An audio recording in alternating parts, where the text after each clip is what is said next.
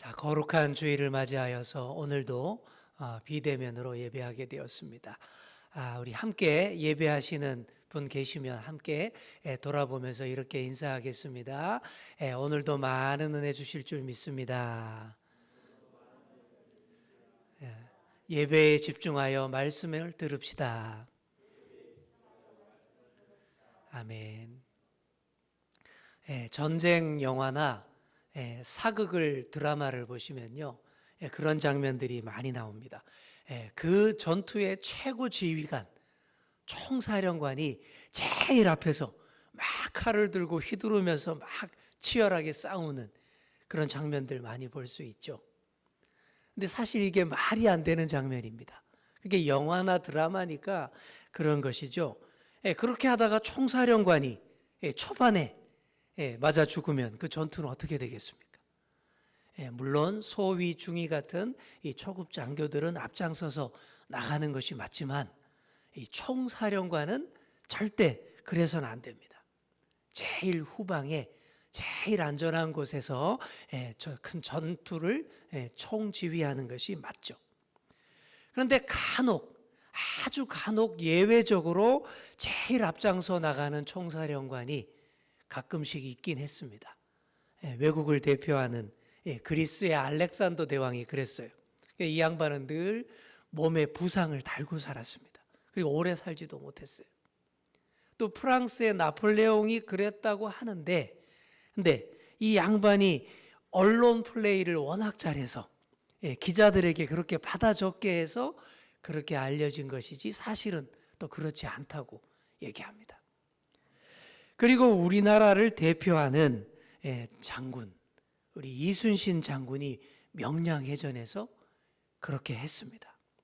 2014년도에 나온 영화 명량, 우리 많은 분들이, 한국 사람들이 많이 본 영화인데요. 그 영화 보시면 이순신 장군이 탄 배가 제일 앞장서서 한참 동안 일본군과 싸우는 그런 장면이 나옵니다. 부하들이 탄 배는 다 저 뒤로 빠져 있고 그렇습니다. 영화니까 저렇게 표현한 거 아니야? 그러실 분들이 있는데 이게 확실한 정확한 역사적 사실입니다. 진짜로 이순신 장군이 탄 배 한 척이 제일 앞에서 몇 시간 동안 혼자 싸웠습니다. 그때는 그럴 수밖에 없는 상황이 있었어요. 아주 절박한 상황이죠. 지금 이 전투에서 지게 되면 나라가 통째로 지금 넘어갈 상황입니다. 그런데 지금 우리 배는 12척밖에 안 남아 있어요. 그런데 지금 쳐들어오는 일본군은 300척이 훨씬 넘는 그런 상황입니다. 그런 상황에서 돌격 앞으로 아무리 해보십시오. 누가 나가겠습니까? 나가면 죽을 게 뻔한데. 그러니 총사령관이 제일 앞에서 피 터지게 싸운 겁니다. 안전하게 뒤로 빠져서 부하들더러 돌격 앞으로 이러지 않았어요. 가장 앞장서서 나가면서 나를 따르라 이렇게 했다라는 얘기죠. 이 장면을 보고는 장군님 혼자서 저렇게 열심히 싸우는데도 막 이기네 하면서 용기를 얻은 부하들이 한 척씩 앞으로 나와서 그렇게 다 같이 싸워서 크게 승리할 수 있었던 전투가 바로 명량해전이었습니다. 자, 이런 나를 따르라 리더십, 이게 굉장히 중요한 리더십이에요. 나를 따르라의 리더십의 원조가 바로 우리 예수님이십니다. 그리고 이 리더십을 누구보다도 제대로 보여준 분이 우리 예수님이시죠. 오늘 본문은 무리가 애워싸는 것을 예수님이 보셨다라는 말씀으로 시작을 합니다. 무리가 몰려와서 주변에서 막 와서 애워싸는 것, 우리는 이런 거 사실 되게 좋아합니다. 왜냐하면 큰 관심 속에 있고 지금 인기가 많다라는 얘기잖아요. 특히나 연예인들이나 정치하시는 분들은 이런 거 대환영입니다. 무리가 몰려와서 애워싸민다면 그 속에서 진짜로 싱글벙글하고 좋아하고 막 오버하고 그럴 겁니다. 그러나 우리 예수님은 무리가 애워싸는 것을 전혀 좋아하지 않으셨어요. 왜냐하면 애워싸는 무리의 태반은 무슨 재밌는 구경 났나? 하면서 구경꾼으로 몰려온 무리들이 태반이고요. 또 몰려온 무리들의 대다수는 꼭 맡겨놓은 것처럼 자기 욕망을 위한 소원들, 보따리 잔뜩 들고 와서 들이미는 그런 사람들이기 때문입니다. 우리 예수님이 바라는 사람은요, 애워싸는 사람이 아니라 예수님을 따르는 사람입니다. 그래서 그 몰려온 사람들을 보고도 부안해동하지 않으셨어요. 오히려 떠나서 갈릴리 건너편으로 가자라고 말씀하십니다. 예수님의 공생의 초기 사역 장면이 늘 이런 식이에요. 하나님 나라를 위해서 열심히 가르치시고 고치시고 귀신 쫓아내다 보면 어느새 사람들이 구름처럼 몰려와서 애워쌉니다. 그런 거 보면 또 예수님이 또 어김없이 딴 데로 가십니다. 우리 예수님은 십자가 대속의 죽음을 위해서 오신 분입니다. 그래서 인기의 영 앞에서 둘러싼 사람들에게 소원을 말해봐 그러시지 않습니다. 단순한 질병 치료나 경제적 부흥이나 정치적 해방 이런 것들을 바라고 몰려온 무리들에게 순순히 흔들리는 그런 분이 아니셨다라는 얘기죠. 그렇게 갈릴리 건너편으로 떠나가려고 하십니다. 바로 그런 상황인데요. 자, 이 타이밍에 또 두 사람이 끼어듭니다. 첫 번째 사람은 어떤 서기관이라고 되어 있죠. 이 사람이 예수님에게 와서 이렇게 말합니다. 선생님이요, 어디로 가시든지 저는 따르리이다. 이렇게 말합니다. 예수님을 철석같이 어디든 따르겠다라는 말이잖아요. 이거보다 더 반가운 소리, 좋은 고마운 사람이 또 어디 있겠습니까? 아르바이트생 뽑는데 이런 자세로 와보세요. 어느 사장이 이런 사람 싫어하겠어요? 얼씨구나. 바로 쓰겠죠. 그런데 예수님은 전혀 시큰둥합니다. 일단 이 사람이 예수님을 부르는 호칭부터가 잘못됐어요. 뭐라고 불렀습니까? 선생님이요. 이렇게 부르면서 왔죠. 좋은 학자, 스승으로 알고 왔다라는 그런 얘기입니다. 당시 서기관들은 단순하게 문자를 기록하는 그런 기능인 직업인이 아니라 율법을 가르치고 기록하고 해석하고 또 규제하는 일도 수행하는 그런 직책이었습니다.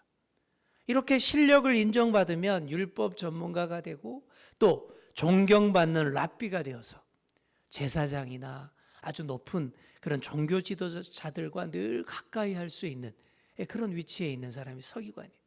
근데 그렇게 되려면 좋은 선생 밑에서 많이 공부를 해야 합니다.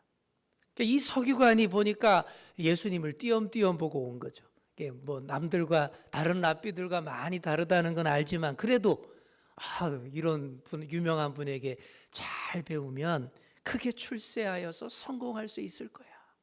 이렇게 생각한 것이죠. 그러니 와서 뭐라 그럽니까? 선생님, 선생으로 모시겠습니다. 어디를 가시든지 제가 따르겠습니다.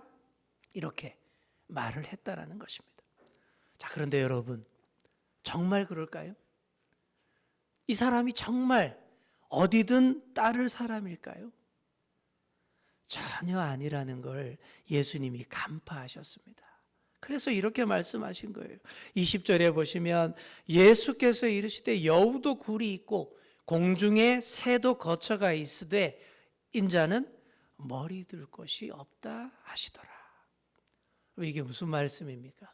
이 말씀은 이 서기관을 돌려보내기 위한 그런 말씀이에요. 걸러내는 말씀이에요. 당시 유대의 랍비들은 높은 신분과 여러 혜택과 특권을 누리고 있었습니다. 그러나 예수님은 그런 게 전혀 없었어요. 예수님은 어느 학파에도 소속되지 않으셨고요.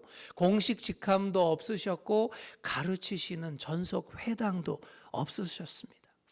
하나님 나라 말씀 쉽게 배우기 이런 유튜브 채널도 운영하시지 않는 그런 분이었어요.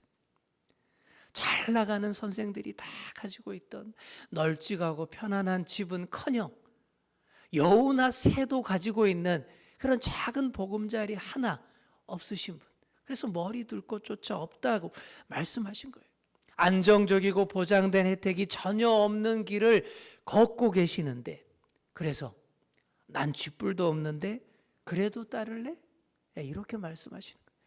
도대체 넌 뭘 보고 날 따르겠다는 거니? 이런 말씀이에요.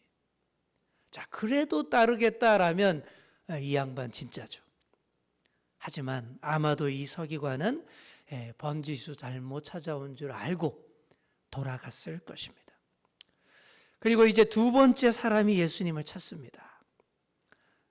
제자 중 하나라고 말하고 있는데 이게 원문에서 살펴보시면 이 제자는 핵심 그룹 12제자에게는 포함되지 않는 번외 그런 제자입니다. 이런 제자들이 또 많이 있었어요. 먼 발치에서 예수님의 가르침을 따르고 따라다니고 배우고 했던 무리들이 꽤 있었고 이들도 제자라고 표현을 했던 것입니다. 그런 제자 중에 한 사람이 와서 요청하는데 그 요청이 이런 겁니다. 내가 먼저 가서 내 아버지를 장사하게 허락하옵소서. 여러분 어떻습니까? 이게 지극히 당연한 요청이죠. 지극히 당연한 요청입니다. 직계가족, 그것도 아버지 장례라고 말하지 않습니까? 우리나라도 마찬가지죠. 아무리 바쁘고 힘든 그런 이제 일이 있어도 직계가족 장례 있으면 다 두말 안 하고 3일씩 보내줍니다. 유대인들도 그랬어요. 어떤 종교적인 행위보다 더 중요한 일이 부모 장례 치르는 일이었습니다. 그래서 이 사람도 예수님을 전적으로 따르기 전에 아버지 장례 문제부터 해결하고 오겠다. 이렇게 요청을 했던 것이죠. 자, 겉으로 보기에는 이런 모습입니다. 그런데 지극히 당연해 보이는 이 요청에 대해서 우리 예수님은 이렇게 말씀하십니다. 22절 보시면 예수께서 이르시되 죽은 자들이 그들의 죽은 자들을 장사하게 하고 너는 나를 따르라 하시니라. 여러분 어떻습니까? 이게 굉장히 야박하고요. 이게 불효를 조장하는 말씀처럼 들립니다. 실제로 이 말씀 때문에 유교 신봉자들이 많이 거품 물었어요. 아니 예수 믿는 사람들은 아비도 어미도 없냐?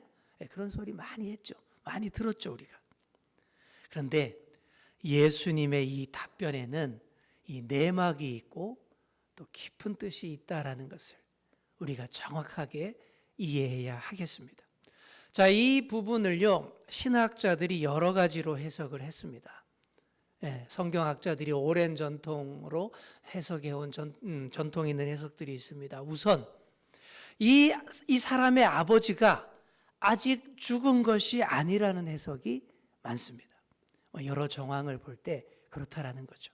집안의 어른이 연로하거나 병을 앓고 있으면 미리부터 준비하고 장례식에 정성을 쏟고 또 장례 후에도 애도하는 기간을 오래 가지는 것이 유대인들의 관습이었습니다. 그래서 이 제자의 지금 상황도 그렇다라는 거예요.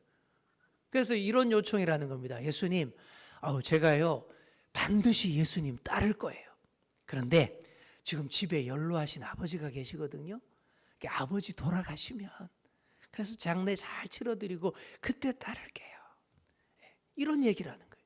이게 언제가 될지도 모르는 아버지의 죽음과 장례식을 다 끝내야 예수님을 내가 좀 따를 수 있을 것 같네요 라는 핑계 대면서 제자의 길을 회피하는 그런 사람이다 라는 겁니다.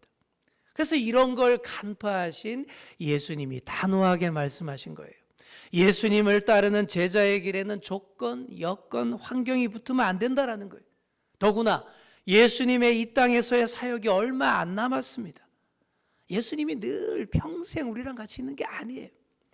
그러니 다른 어떤 일보다 가장 우선시해야 할 일이 지금 예수님을 따르는 일이다라고 강조하셨다라는 거예요.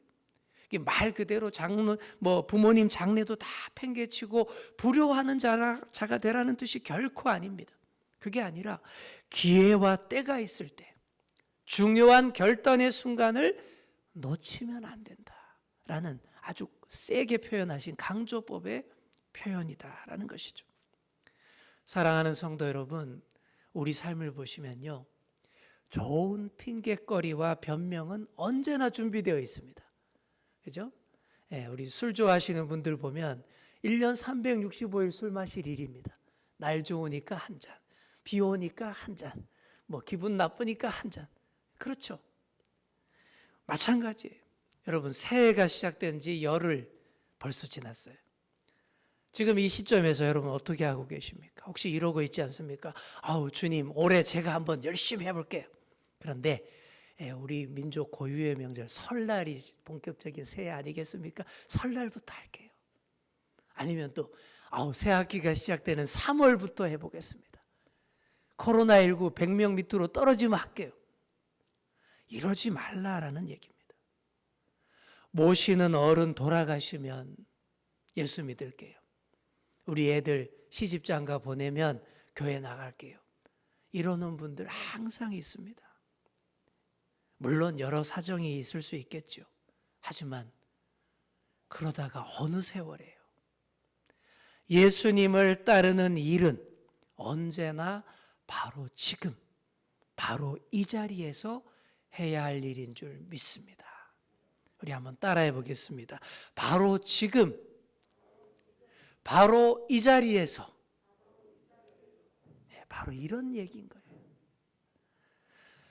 5.18 민주화 운동을 상징하는 노래, 님을 위한 행진곡이라는 노래 다 아실 거예요. 그 노래의 끝이 이렇게 끝이 납니다. 산자여 따르라. 산자여 따르라. 이런 가사로 끝이 나요. 지금 예수님도 그런 얘기를 하시는 거예요. 예수님을 따르는 일도 죽은 자가 아니라 산 자가 할 일입니다. 그래서 죽은 자들이 죽은 자들을 장사 지내게 하고 너는 나를 따르라. 이렇게 말할 수 있는 거예요. 네가 살아있는 자, 지금 따를 수 있는 자라면 바로 지금 나를 따르라. 이 말씀을 예수님이 하시는 것입니다. 여기서 죽은 자들이란 누구겠습니까? 육신이 죽은 자를 말하는 게 아니에요. 그리스도를 따르지 않는 자들, 예수님을 거부한 사람들, 차일피일 미루며 핑계대는 자들, 육신적으로는 살아있으나 영적으로 이미 죽은 자들, 그들이 죽은 자들이라는 거예요. 죽은 자들이 죽은 자들을 장사 지내게 하라, 그런 뜻이에요. 이런 의미로 죽은 자들이 이 세상에 너무나 많습니다. 아직 안 죽었을지 모르지만 죽을 날만 기다리고 죽은 자의 일에만 신경 쓰는 사람들이 너무나 많아요. 생명이 살아나고 소생하고 부흥 성장하는 길이 아니라 자꾸만 마감하고 끝내는 일에만 집착하는 그런 사람들, 여러분 여기에 희망이 없습니다. 많은 한국 교회와 한국 성도님들이 자꾸만 죽은 자의 일에 관심을 쏟습니다. 다음 세대를 위해서, 이웃과 사회를 위해서 교회가 무엇을 할까? 이런 걸 더 연구하고 투자해야 산자로 예수님 따르는 그런 길이 열리지 않겠습니까?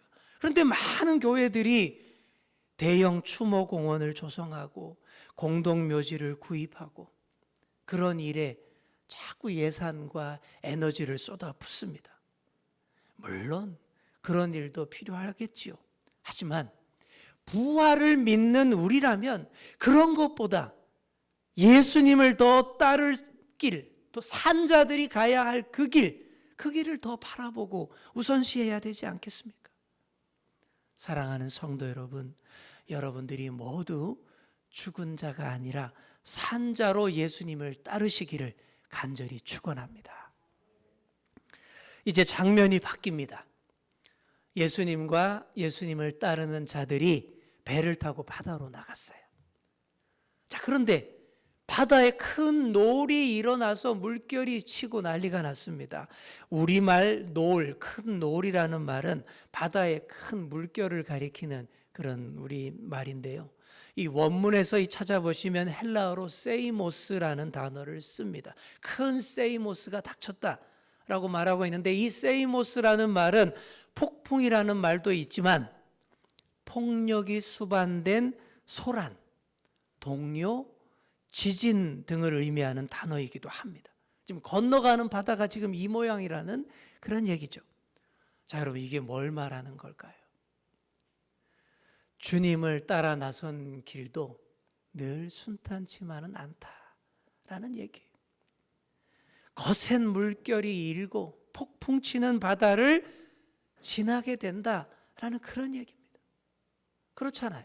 예수님 열심히 따라가고 믿는 길에도 핍박과 고난 항상 찾아오지 않습니까?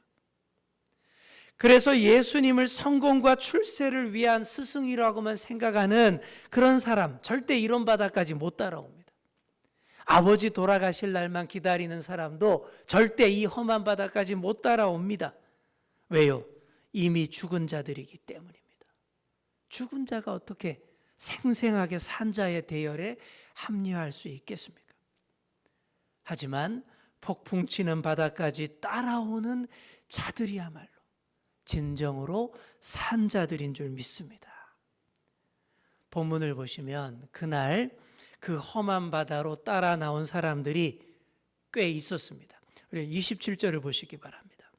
27절 보시면 그 사람들이 놀랍게 여겨라고 되어 있죠. 여기서 그 사람들이란 예수님과 같은 배를 타고 있던 그 제자들을 말하는 게 아니에요. 원문을 분석해 보시면 그 외에 또 다른 사람들이에요. 예수님이 타신 배가 가는 것을 딱 보고는 각자 자기 배를 타고 뒤따라 나섰던 그런 사람들을 가리키는 말입니다. 그러니까 그날 배 한 척이 폭풍 치는 바다를 건넌 게 아니에요. 마가복음에도 이런 장면이 나옵니다. 예수님이 타신 배가 가니까 끝까지 따라가는 사람들이 있어서 자기 배를 타고 또 저어서 예수님 가는데 막 따라 나선 선단을 이루어서 뒤따라오는 무리들이 있었습니다. 그런 얘기예요. 그래서 폭풍 치는 바다가 잔잔해지는 장면을 여러 사람이 함께 체험했습니다. 그 놀라운 장면을 보고서 뭐라고들 합니까? 27절에 보시면 그 사람들이 놀랍게 여겨 이르되 이가 어떠한 사람이기에 바람과 바다도 순종하는가 하더라. 일단 이런 두려움과 경이로움의 고백이 나와야 뭐가 돼도 됩니다. 폭풍 치는 바다를 지나면서 더 큰 믿음의 소유자, 더 큰 능력의 용사가 될 수 있는 비결도 바로 이런 데서 시작되는 거예요. 예수님이 어떤 분이신지 진면목을 보게 되는 이게 먼저 있어야 됩니다. 폭풍 치는 바다까지 따를 때 비로소 알게 됩니다. 우리가 따르는 분이 바람과 바다도 순종하시는 하나님의 아들이신 분이라는 사실 말입니다. 우리가 결코 머뭇거려서 안 될, 따르기를 주저해서는 안 될 바로 그런 분이라는 사실을 폭풍 치는 바다까지 따라와야 알게 된다라는 얘기입니다. 이렇게 폭풍 치는 바다에서 한층 성장해서 건너편에 이제 상륙하게 되는 거예요. 자, 건너편 가다라 지방에서는 또 어떤 일이 벌어집니까? 오늘 본문에서 읽지는 않았습니다만 그 지역에서 군대 귀신 들린 두 사람을 고쳐주시는 일을 합니다. 귀신들이 귀신같이 알아보고는 예수님을 알아보고는 막 소리 지릅니다. 아니 왜 벌써 오셨어요? 아이고 우린 이제 끝났다. 좋은 시절 다 지났다. 막 발악을 해요. 그리고는 허락을 받고 돼지떼에 들어갑니다. 더러운 귀신들이 수많은 돼지떼와 함께 바다로 내리달아서 몰살하게 됩니다. 어둡고 암울하던 땅, 수많은 어둠의 세력들이 주둔하고 지배하던 그 땅을 도로 찾고 해방시키고 깨끗이 청소하는 이 예수님의 사역에 누가 동참할 수 있겠습니까? 바로 죽은 자가 아니라 산 자인 줄 믿습니다. 폭풍 치는 바다까지 따라 나서는 그 산자가 이 역할을 감당하게 되는 줄 믿습니다. 여러분, 이 땅에서는요 늘 산자와 죽은 자들이 공존을 해요. 성공과 출세만을 바라며 애워싸고 미는 사람들, 아버지 돌아가실 날만 기다리는 사람은 이미 죽은 사람이에요. 귀신 들렸던 두 영혼이 온전히 회복됐는데 그런 건 안 보고 돼지떼 일은 재산상의 손실만 따지면서 예수님 밀어대는 사람들, 이미 죽은 사람입니다. 그러나 폭풍 치는 바다도 예수님과 함께 건너온 자들이야말로 산자들이고, 예수님과 함께 산자의 일에 집중하고 또 살리는 일에 에너지를 쏟게 됩니다. 사랑하는 성도 여러분, 여러분이 다 이런 산자의 대열에 합류하시기를 간절히 축원합니다. 이제 마지막으로 어느 선교사님의 간증을 소개하고 말씀을 맺겠습니다. 이 선교사님이 너무 선교지에서 너무 힘든 일을 만났어요. 혼자 엄청난 큰 책임을 감당해야 할 그런 상황이어서 열심히 기도했답니다. 근데 열심히 기도했더니 정말 기도 응답을 받았는데, 기도 응답이 네가 십자가를 지고 나를 따르라, 이런 기도 응답을 주시더래요. 이게 다 감당하라는 얘기잖아요. 근데 도저히 아무리 생각해도 너무 힘들 것 같아서 순종할 수가 없더랍니다. 근데 그렇게 그냥 있었는데, 그날 밤에 확고한 응답을 꿈으로 주시더랍니다.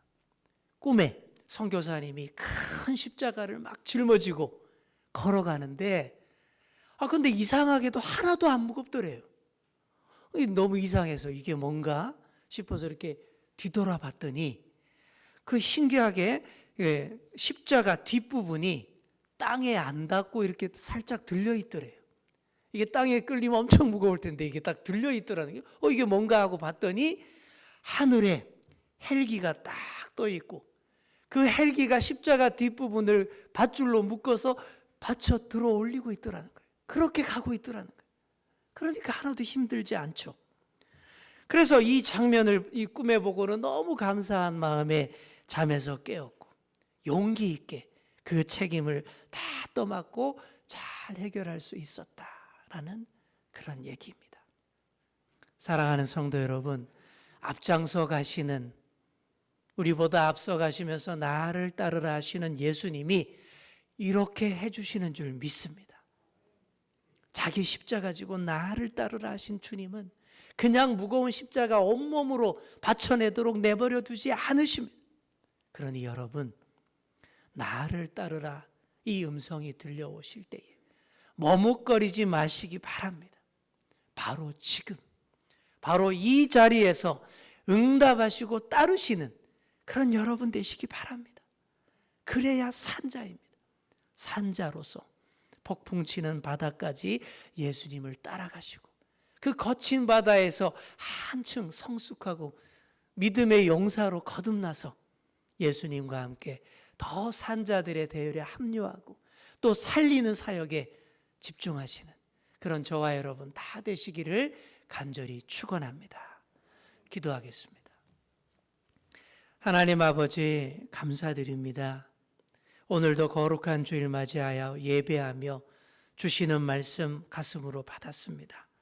아버지 하나님, 나를 따르라라고 초청하시고 먼저 앞장서 가시는 그 예수님의 뒷모습을 우리가 절대 놓치지 않게 하여 주시옵소서.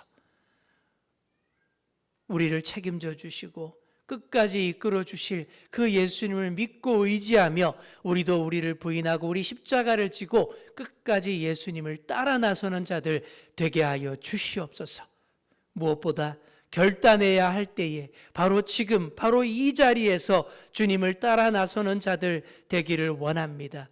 세상의 여러 변명과 핑계거리가 우리 가운데 있지 않게 하여 주시고 폭풍 치는 바다까지도 주저하지 않고 예수님을 따라 나서는 저희들이 다 되게 하여 주시옵소서. 한층 성숙된 믿음의 용사로 거듭나서 산자의 대열로 합류하고 또 살리는 사역 능히 감당하는 저희들 다 되게 하여 주시옵소서. 감사드리며 예수님의 이름으로 기도하옵나이다. 아멘.